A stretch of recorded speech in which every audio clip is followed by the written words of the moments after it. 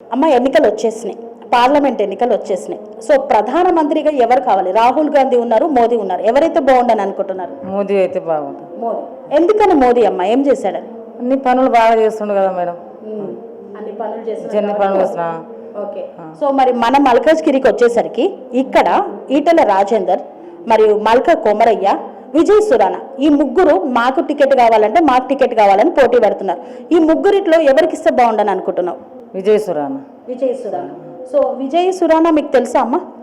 తెలుసు. అక్కడక్కడ కొన్ని పనులు చేయంగా ఇట్లా మేము అన్ని చూస్తూనే ఉన్నాం, చేస్తూనే ఉన్నాడు ఆయన. చేస్తూనే ఉన్నారు. ఓకే. అంటే ఎలాంటి హెల్ప్ఫుల్ పనులు చేసేయడం విన్నారు? గరీబ్ వాళ్ళకు, పేద పిల్లలకు హాస్పిటల్ అవి ఇవి చేయంగా చూస్తున్నాం మేము. ఓకే. సో మరి విజయ్ సురానా ఇక్కడ మనిషి కాదు, అంటే ఇక్కడ వాస్తవ్యుడు కాదు. సో మరి ఆయన మీకు హెల్ప్ చేస్తారని ఎలా భరోసా మీకు?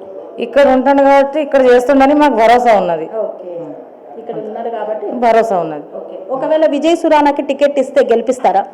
గెలిపిస్తాం. ఆయనకే ఇస్తాం ఓటు. ఓకే.